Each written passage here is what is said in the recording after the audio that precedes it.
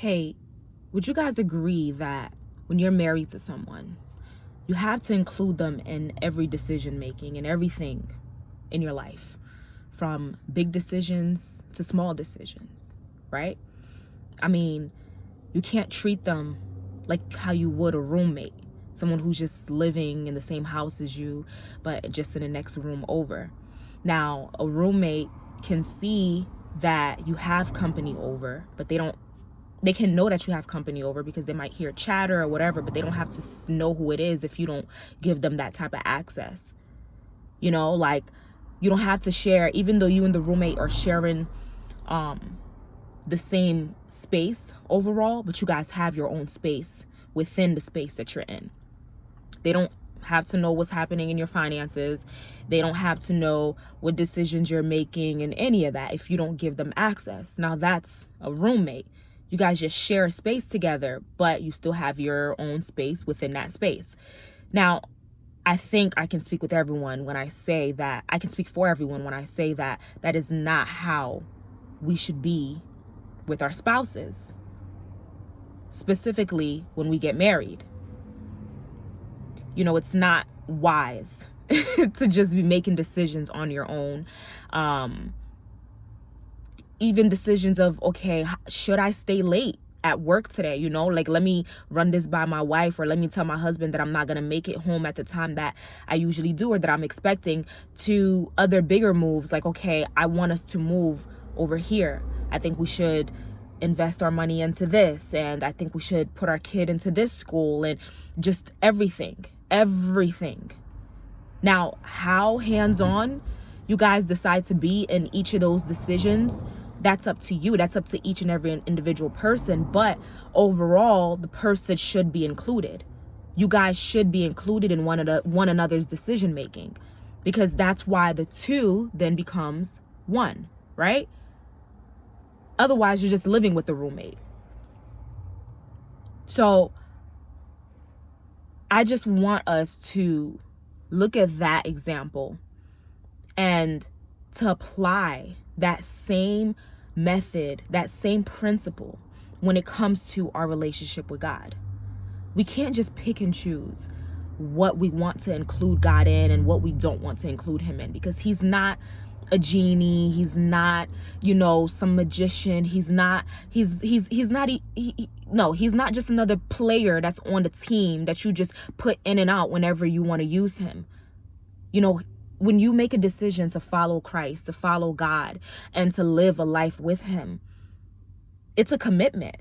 It's not just like, oh, when I feel like it, or when I feel like you could be of use to me, because what I feel may be wrong sometimes. And at times, it's when you think you don't need him that you actually need him the most. The decisions, that you think you don't need to include your wife or your husband in, most of the time, that's the ones that you do need to really include them into, because they might be able to see something that you can't see, or they might be able to just add value to whatever decision that you're already thinking about making, right? So when it comes to our relationship with God, and that's why it has to be personal. It's intimate. It's not something that anybody can tell you how to have a relationship with God. People can give you steps, people can give you tools, they can give you methods, they can give you all these different things to help equip you and to guide you. But at the end of the day, the relationship is between you and him. But you have to know in your heart, deep down, whether or not your relationship with God is where it needs to be. I mean, we're always seeking to be closer and closer to him, right? So I'm not talking about that. I'm not talking about, like, okay, could my relationship with God be better or any of that? I'm talking about, like, is it even where it needs to be? Is it even at the standard?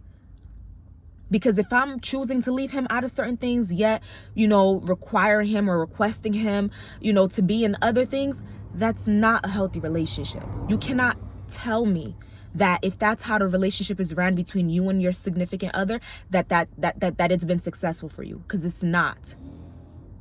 You guys have to be inclusive.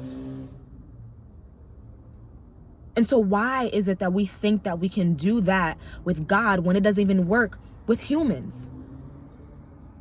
It's not right. It's not fair. It's really not. Even down to the small things, like eating, right? Why wouldn't I invite God into the presence when I'm eating? Why not? Because the way I see it, I'm about to put this food or this liquid inside of my body. I'm about to consume this product, this food, this liquid, but I don't have any control over my bodily functions, over the gravity. I don't have any control over anything but the spoon or fork or whatever utensil that I'm holding and me opening up my jaws, right? Now, I can't prevent myself from choking. I can try to chew slowly.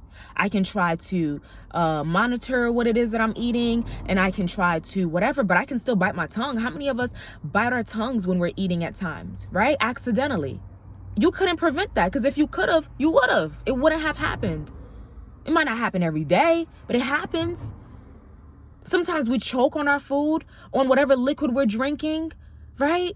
It's like, it's the little things. So that's one of the reasons why you pray before you eat. It's not just like some ritual thing or because you grew up doing it and, you know, blah, blah, blah, like Sunday prayer. And that's why your prayer for eating to God has to be real. It can't just be some Sunday morning, Sunday school prayer that you just have memorized. Because if you have the privilege to be able to eat something refreshing, something new, something good, something delicious every day, why would I give God the same basic prayer that I've been giving him for the past couple of years? Like, I'm not more creative than that. Am I not more creative than that? Eating is a luxury. It's a privilege. So now, if God would made way for me to be able to have food, nutritious food, and, you know, for me to be able to eat, for my body to be able to, you know, ingest it and digest it properly, for me to be able to feed myself, because there are a lot of people who are at the state where they cannot feed themselves anymore or never have been able to. That's why we pray before we eat. And so many other things. Like, it's not just a thing that you just do because, you know, you were raised up doing it, blah, blah, blah. It may start out that way, but along the way, you need to be able to understand that this is a privilege. It's a privilege to be able to eat safely. The fact that I just ate and I didn't have an allergic reaction to something that I didn't even know I was allergic to, that's a blessing. The fact that, like, okay, I just ate and I didn't bite my tongue, or some food didn't get stuck in my throat, or I didn't, you know, like some poison or something wasn't my food that wasn't supposed to be there. Those are all reasons why we pray, guys.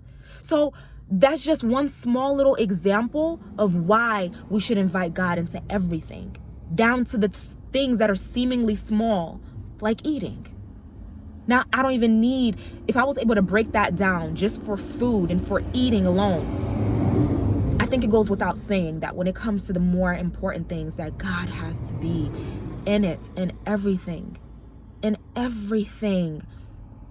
We cannot just pick and choose what we want God to be in our lives. That is not how it works. If we're choosing to commit to follow him, to give our lives to him, we have to treat him the way that he's supposed to be treated. The same way that if you're making a commitment to your wife, to your husband, like, even when you don't want to be nice, even when you're not feeling up to it, it's something that you have to do because you respect them, because you made a commitment, right? You made a choice. And so God has to be in everything. He has to be at the center. At the center. You walk into your own house. You walk around your own house, sorry.